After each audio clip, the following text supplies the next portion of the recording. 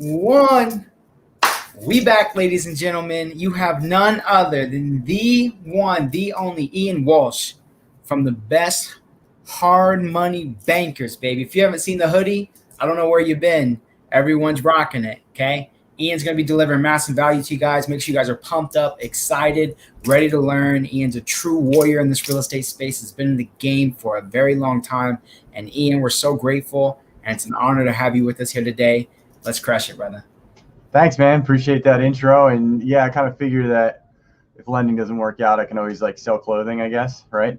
So it's just kind of my backup plan at this point. So cool. So you want me to just kind of run with it from here? Yeah, I'm gonna head out of here, so it's all yours, all right?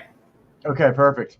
So welcome anybody that's here, that's enjoying this lovely Saturday afternoon, because I know there's nothing you wouldn't want to be watching football or doing anything else besides watching me and talking about hard money, right? So, but I'm sure there's some eager people here that are, looking to, anybody want my checkbook? Get into the business or are already in the business or looking to learn about the business. I usually like to start for maybe somebody that hasn't seen a presentation from me or by me, that, some of my background, so you can understand where I'm coming from, as opposed to me just saying, just starting to talk, because I think it adds an element of depth to the conversation that should be adhered. So I started in the business back in like 2007 or 2008.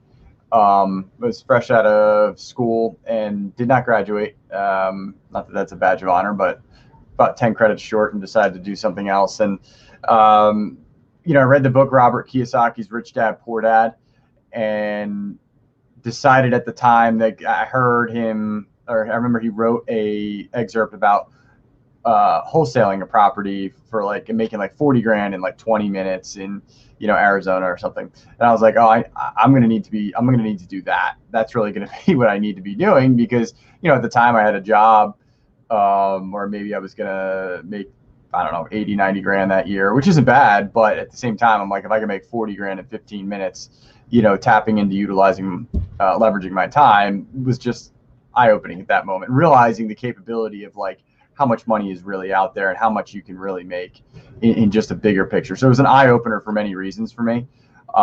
So I went on my way and decided that I was going to wholesale properties. Back then, wholesaling wasn't everywhere. There was maybe like 2 or 3 courses out, Steve Cook's, Vina Jones Cox, but there wasn't like, I had a forum on the internet I learned a lot from. So I always give back to local forums like on the internet, but it just wasn't as much of a vast knowledge, certainly not as polished of an industry at the time. I sound like an old head, but I was able to figure out my way through how to wholesale.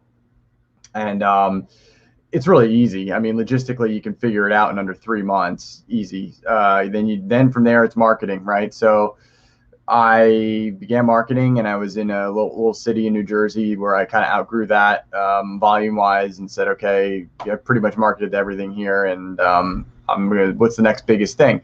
The next biggest thing was Philadelphia. So I drove into Philly. It was about a half hour, 40-minute drive, and started calling those lovely bandit signs, asking, just getting a feel for the space. And at that time, I decided that I was going to call around, see who the players are, that kind of thing. So I called a number, and a guy said, I said, hey, what are you doing? He said, I'm wholesaling. I said, well, me too. So you want to meet? So we ended up meeting in a diner and had like an hour-long conversation. Next thing you know, I said, hey, you want to like partner up? I'll deal with the buyers or sellers, you deal with the other side of it. And he said, sure. Next thing I know, we're in, 12 years later, I still retained on and off partnerships with him, currently, but I'll get to that. So we ended up becoming the biggest wholesaling group in the Philadelphia region for a couple of years, doing, I don't know, 150 deals, whatever it was a year. The reason I'm saying that is because it was 2 things. One, we built a substantial, operation at the time, and there was real volume to be done. But that's where I learned the skills and the things that I can do now, really, and the people that I know, because I met so many when the world was ending in 2008 and the mortgage crisis was happening. The only people that I could wholesale to were the biggest, strongest players in the business, because there was no money on the street. So I really met a lot of people there that I've known now for 10 or 12 years through wholesaling, learned how to close transactions, learned, most importantly though, how to market, and learn my market. At the time, when you're wholesaling, I was younger and it was fun. Maybe you get like a $25,000 deal or something. Back then that was a lot. So maybe you get a deal in the pipe, you close it, and you have a great month, and you quote unquote net $25,000, $30,000 that month, and you're young, and it's great and fantastic. But when you're running a business, there's actually overhead, and overhead costs quite a bit of money sometimes. And when it's your first business, you tend to overspend. So, or I learned that lesson. So, we were bringing in whatever that number is and then spending it in payroll or marketing or whatever. So it was like a up and down scale. Maybe January, there's not a lot of overhead. So you bring in 30 grand. February, you end up in a position where you've got to spend 30 grand in marketing to, generate more leads going into February, March. So it's a lot of fluctuation with what I found. So we decided to, hey, let's steady this thing out. What's logical? Property management. So I decided at the time this is going to take the same skill set, and hey, what could be so hard about collecting rent, right? Property management is easy in terms of the concept, but to do it properly, do it right, and do it well, it's very difficult, and it requires a lot of systems and operations to be built, and quite frankly, a whole lot of staffing and a lot of units before there's any money in the game. But I didn't learn that for about 5 or 6 years, because I decided to go on and let's build this. 100 units, we should make an extra steady $8,000 a month or $10,000 a month, whatever that may be. It doesn't work out as romantically as you would think, but that rolled me into the property management field, which I then was approached and sold a management company to the company TCS Management in Center City. So at that time, we had built a wholesaling company, built a property management company. I met a lot of people, so I built a lot of skills during this time. And I had 2 silent partners in Maryland that were doing hard money, private money lending. And I said, hey, let's bring that up here. I know how to do this. Like, I know you guys. I know what you guys have a great operation, but let's deploy capital up here. So entered the hard money lending realm of my life, and it really ended up fitting me very well, suiting me very well, and I'll get into that in a moment. Versus maybe the other avenues of investing. So, and what do I mean by that? I have found, so there's a million things, especially if you're new, you realize that every time you turn a corner, there's a new strategy in real estate investing that you can, latch onto, and there's all these shiny bells and whistles. The truth is, you can make money in anything in real estate. There's a millionaire in subject to, there's a millionaire in rentals, a millionaire in RRRs. So it doesn't really matter what you decide to do. It just matters in what I've learned over the years, because especially I learned this mainly from probably property management, because I saw so many portfolios of people. Some people had hundreds of properties, to one property to whatever. But I learned and I saw who sank and swam based on who failed and passed based on quite a few things. I could tell very quickly who was going to make it as a property or as in the management world versus not. And what I was realizing was that each avenue of investing has a lot more to do with your personality lining up with the particular avenue, particular strategy. So this is about knowing yourself and being honest with yourself. So if you're like not a detail-oriented person, but you like to hit, big home runs at once rather than small chipping, singles and doubles, but you're also willing to sustain more volatility and take more risk, you're probably suited to be a flipper. If you take that same personality that likes to hit big home runs and that likes to, is not detail oriented, and you try to get them to go ahead and run a property management company or even be a landlord, it ends up being a disaster. And that I've learned over the years is that, if you buy right in any deal, in any strategy, and your personality meets the strategy, you'll be happy. One, like if you're not happy in investing, you're probably not in the strategy that suits your personality. And 2, you'll be profitable. So those 2 things combined makes for some great real estate investing. I happen to fall in backwards into lending being the thing that fits my personality. There's multiple reasons, but it's not really it's not sexy to most people. I like it though. I love it. It fits my personality. It fits what I do. Fits the way I move, that kind of stuff. So, what I wanted to get into today though were a few things, because everybody probably came here to learn like what is it, think like a private lender, or when to use a 24-hour appraisal, or I'm sorry, 24-hour closing with no appraisal. That's really why, people probably tuned in. So I usually like to say that one of the best things you could do is, let's start with let's start with what hard money lending is actually first. Hard money lending, for those that haven't tuned in, is typically used in the investment field of real estate, as opposed to traditional lending at like a bank or something like that. So what you'll find is, banks aren't really in the business. The banks are in the business of A paper. I don't care what they say. They're in the business of A paper, meaning owner occupied renovated properties. Whereas what we do, the typical property we deal with doesn't have a roof, it's stripped down to the bones, has fire damage, that kind of stuff, is an investment property. So that's really the realm that we move in, the realm of speed, investment properties. We fund the recyclers of the real estate world.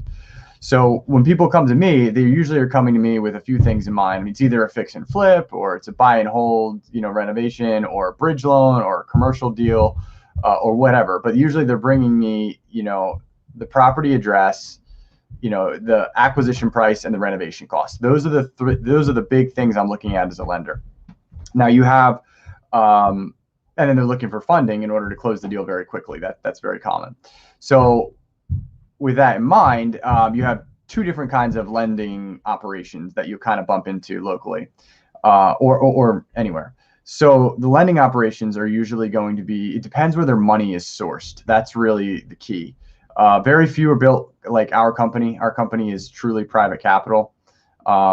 Most will use institutional financing, which means they are subject to a box of potentials that they can kind of operate within, which is fine. Like it fits. There's plenty of use. There's use for both kinds of companies. Whereas truly private capital, when you're calling me, I'm going to have a decision for you on your property usually within an hour, versus waiting on an appraisal, taking your information, taking your W-2s and tax returns, which is what you'll find in like institutional funding. So you want to know which type of business you're kind of already dealing with, because that'll let you know how you want to speak on the phone, how you want to present yourself, and what your expectations can be of closing on a deal. So the unique perspective that we tend to have, I can speak from our perspective in our company. The unique perspective we have is that because we are privately funded, we don't use appraisals. We rely on the fact that I know my market and do thousands and thousands of comps every year, and I have to rely on. Okay, I like this deal. I'm going to make a decision on it. This is what it's going to look like. And then the other fact is, we can close in 24 hours because we don't need appraisals. So, we can do sheriff sales stuff and stuff like that. So when does it suit people to kind of use speed? A lot of times speed is a leverage tool in an offer. So what does that mean? When you have an offer you're making, especially in like a market like this, because we have, coming off of COVID, there was this huge uptick in just overpricing. I mean, it was overpriced before COVID, and then there was all this pent up energy and aggression to buy after COVID. So it wasn't just about, hey, can you get money to close the deal? It was about how fast can you close. And that was really important. People were coming to us because they're like, or maybe you're near the end of a month and the bank goes, I'll close this deal with you, but you got to close in 3 days. It's really hard for any hard money lender besides us to kind of do that in this space. Like most money lenders will need, on the very fast end, 10 days, usually like 2 to 4 weeks to close most deals, which is still pretty quick in the real estate industry versus like 90 days on like a traditional bank mortgage. But most people are going to come to us for speed and, ease and speed.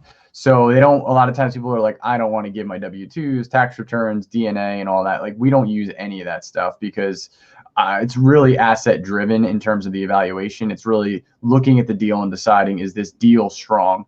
And then what's second? Whereas most of the time, if you're submitting your W-2s and tax returns, the funding company is going to be institutionally backed.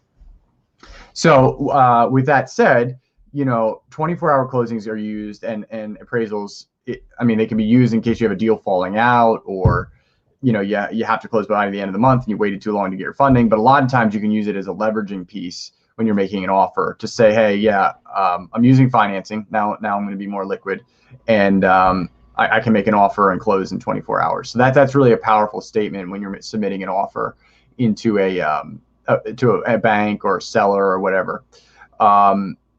The advantages to that kind of stuff, I would say most of my clients that I work with now, the advantages is obviously the speed and ease of using our money, but it's also leverage. We're all about leverage. So if let's say you have $1 million in cash, well, that's a lot of money, right? Cash to have on hand. But in real estate, it doesn't go very far. You're subject to maybe, I don't know, 5 to 10 deals, probably 5 deals at a time is probably what you're actually working on with that kind of money. And for anybody that's trying to leverage up, or let's say you have $100,000, which is probably enough to maybe do 1 deal, but maybe not. But it's enough to get into 5 deals in money lending. So with private money involved. So what that means is, you might have to bring, say, $25,000 to the closing table to fund an entire deal that you want to have acquisition and construction costs for. And so I would put up 75, you would put up 25, and now you can get the whole deal done. Well, that leaves you with your $75,000 that you can now, proceed forward with and do other deals. So a lot of people use us to scale and leverage because their buying power is multiplied by 5x, sometimes as high as 10x, just depends. Or if you have other properties you own outright, you can actually use them as cross collateral, free and clear, is what we call it when they're unencumbered, to then leverage other deals. So I might look at a deal and say, hey, I'll put up 75 grand on this. You put up 25, and you go, hey, I have this property I own free and clear. Can we leverage this one, both of them together, and come to the table with no money down?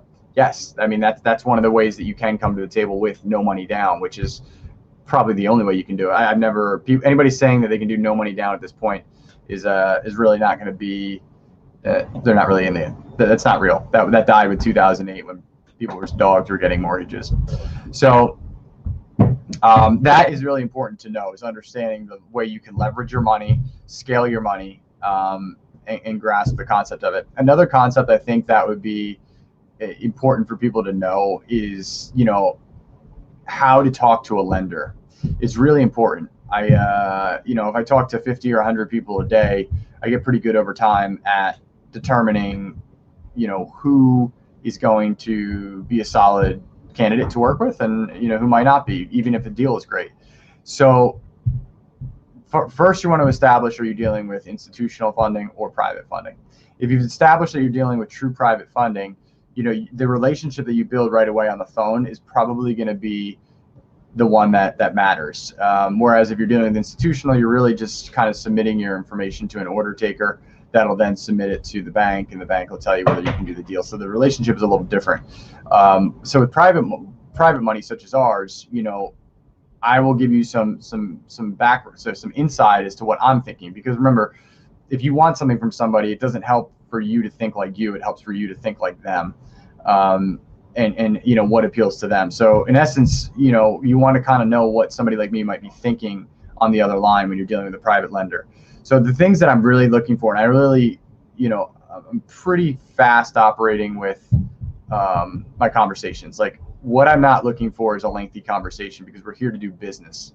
And I don't mean that we can't build a relationship, but that relationship is built over the test of time.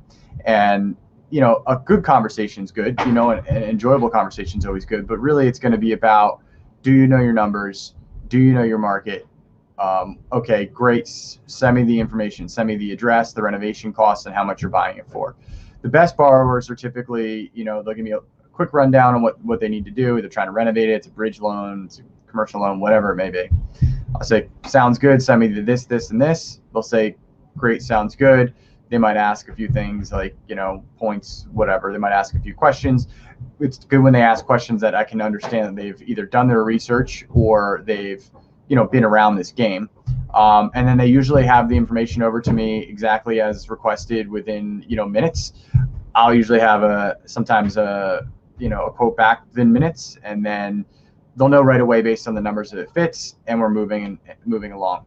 The stuff that you kind of don't want to get into is selling a property to a private investor. Now, what do I mean by that? It doesn't mean actually selling it to them. It means more like trying to convince them that it's one thing or another. So, when a conversation starts off with, hey, this is the acquisition price, and I look at it, and I'm thinking in my head, I'm probably comping it right then and there. I'm thinking, okay, you're already 20% too high. That's an issue, red flag. And then all of a sudden, the renovation costs that should be 50 grand come in at 15, followed up by the comment of, it's just a light reno. I'm not doing much. It doesn't need much. Those kind of comments are scary to a private lender, because we've done so many deals and seen so many projects that, it's very rare that you get it. What's really happening there is you've agreed, whether you know it or not, you've agreed to overpay for a property, and where you decided to try to make up your profit margin was cutting back on renovation costs. And the problem there is two things. One is that it's really skinny that way. The deal is really skinny. And two, if you're trying to get the top end dollar of a in a marketplace, and you only put in a third of the renovation costs that would be required to do that to match the other ones, you're not going to get the top dollar number. And we know that as a private lender. We know that when we're analyzing these deals. So it really helps when, right away the numbers are on point in terms of like the, purchase price, the construction costs. As a tip to anybody watching this, your purchase price, should be, I'm going to sneeze. I can't tell if I'm going to sneeze or not. Not right now.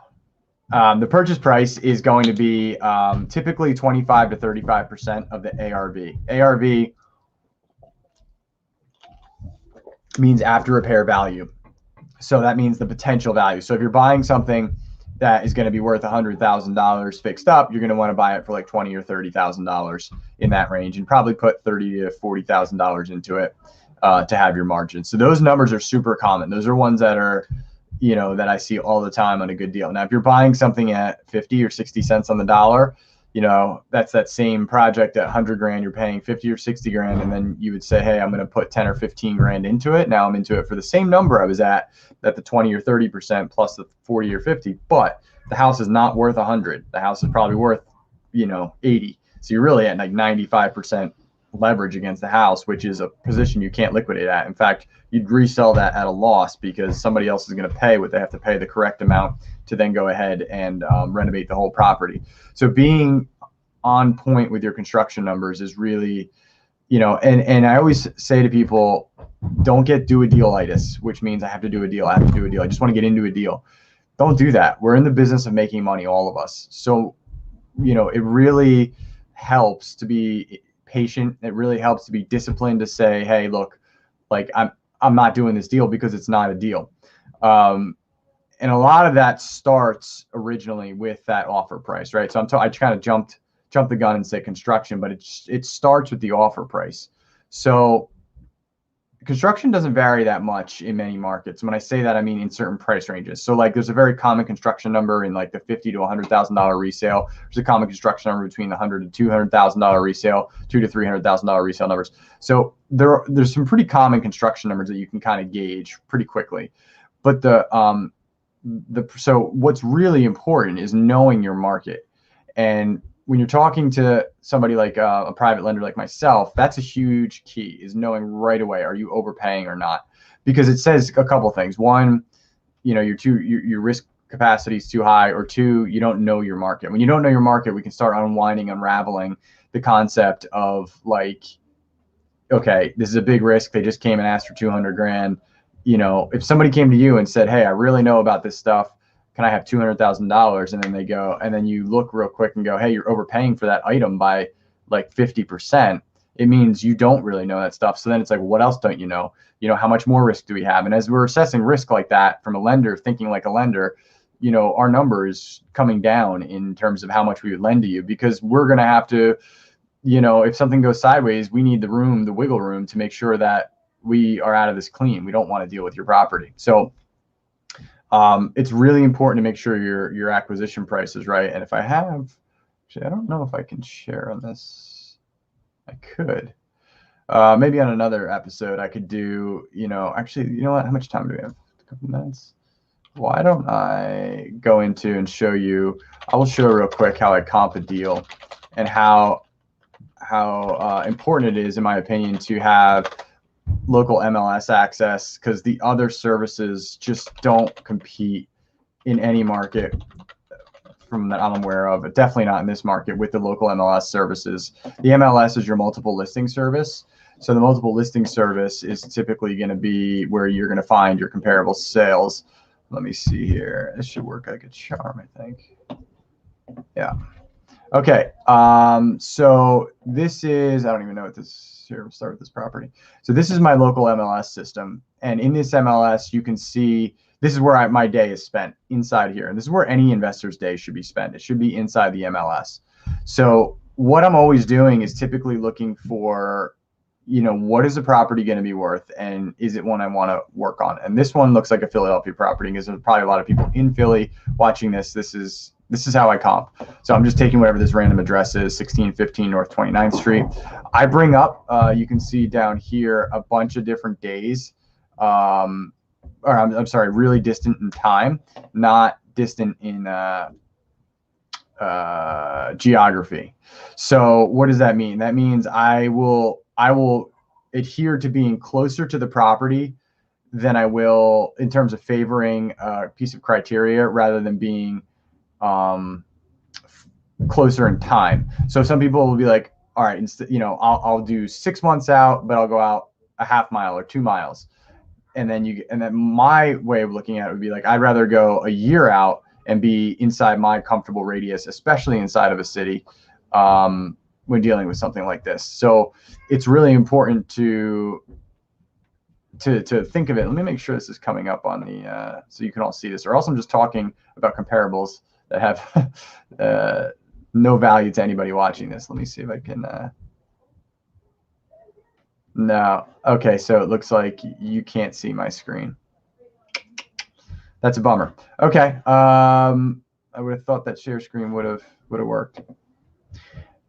But anyways, so I'll just finish my statement as to how I'm looking at a marketplace. So the marketplace itself, inside the city, I would have been able to show you how I comp, but inside the city, I'm inside of 1/10 of a mile. That's like, I like to be on the block, or like right around the block. And I say that because in Philadelphia, you can go a couple blocks off and be hundreds of thousands of dollars in a different direction.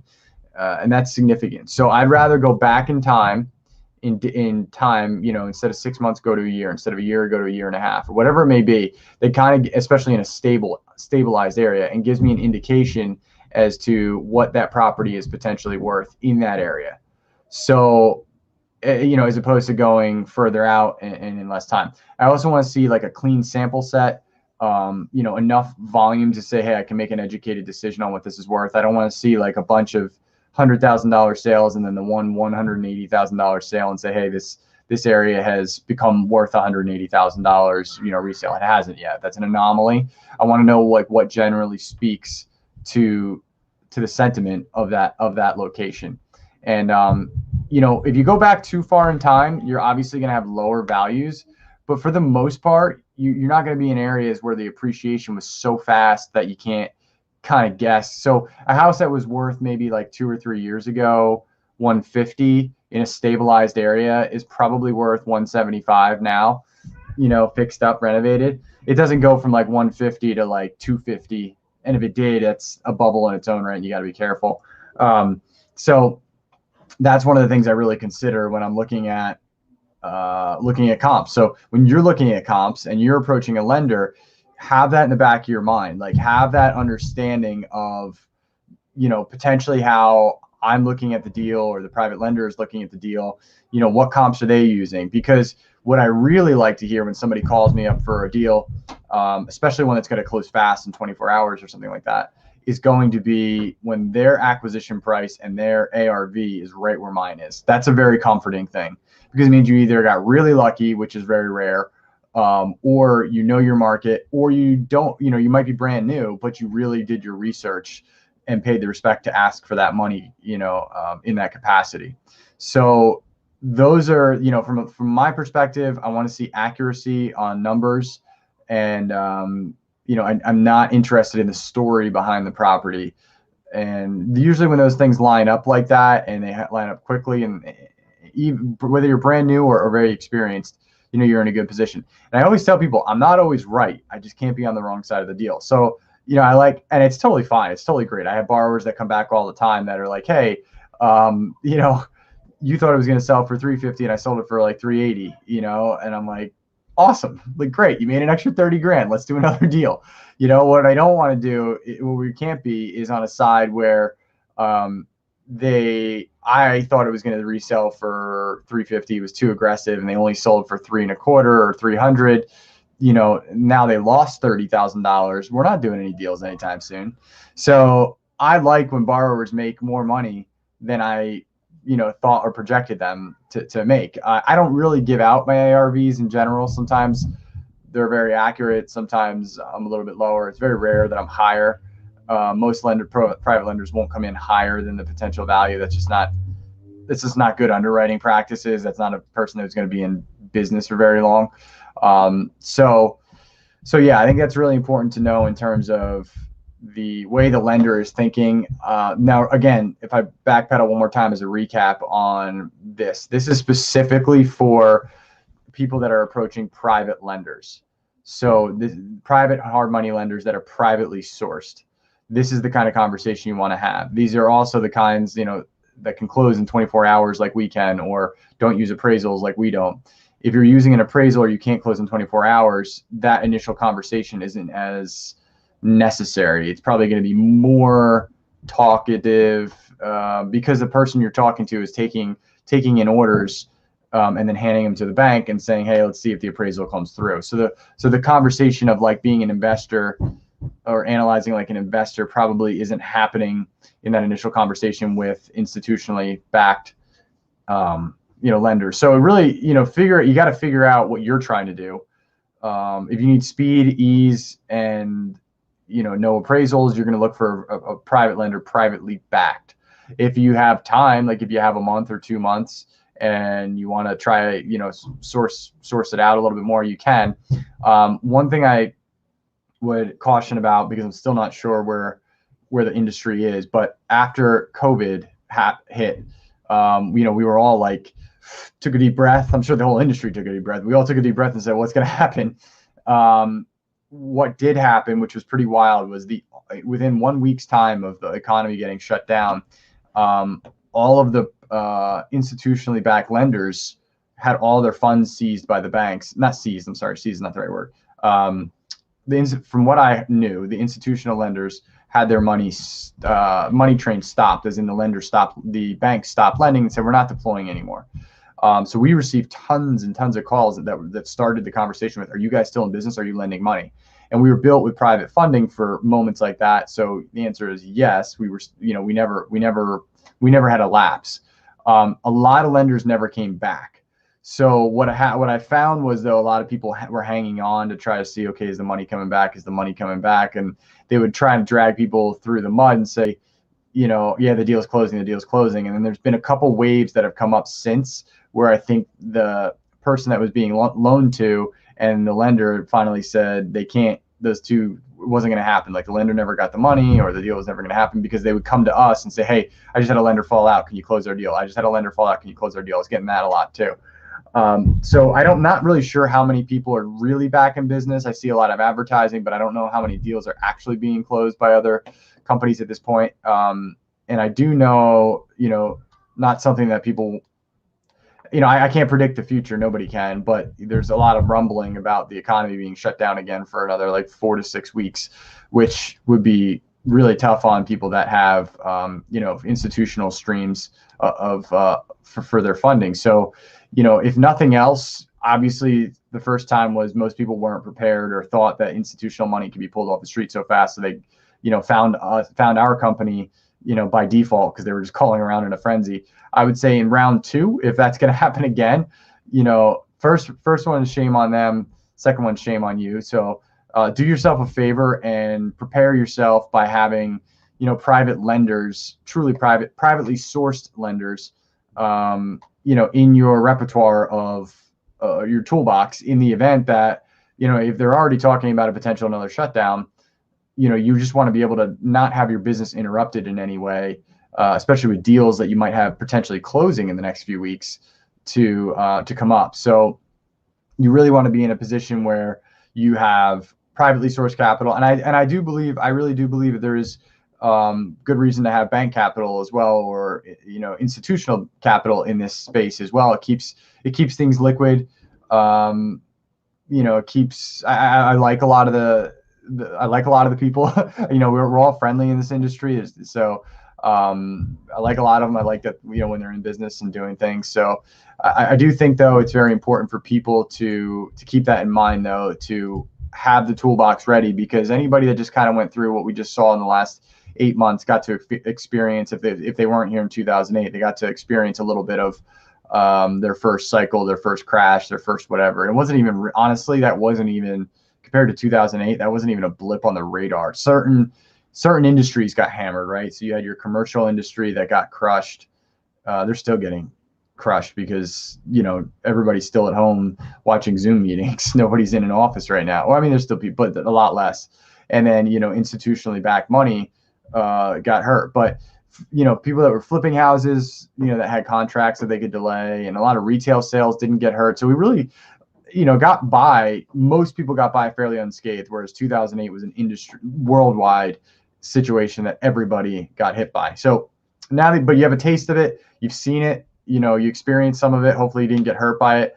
And I think it's really important in the COVID realm to understand what we just went through and what we could go through again, and how to prepare better for the next one. Each cycle prepares you better for the next possibility and potential. We did things based on 2008 to lead up to, we didn't know COVID was coming. We knew something was going to happen. So, what happened, and then we will make adjustments coming into the next one to be more prepared. So, but that's really all I have today. I think that covers the 24-hour closings, the appraisals, thinking like a lender, a little bit on comping. And if anybody has any comments or questions, I'd be happy to help. I don't know if people are interacting, or if they're interacting in the StreamYard. So I'll give it just a minute, and if there's any comments, you can post them on either below in my in the Facebook thing, or you can post them, I guess, in StreamYard on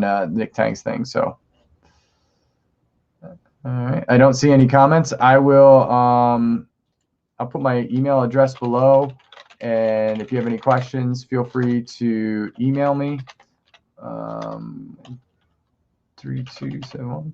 And I appreciate anybody that watched or sees this. I hope that it helps. So I will put that in there, and thank you very much. Take care.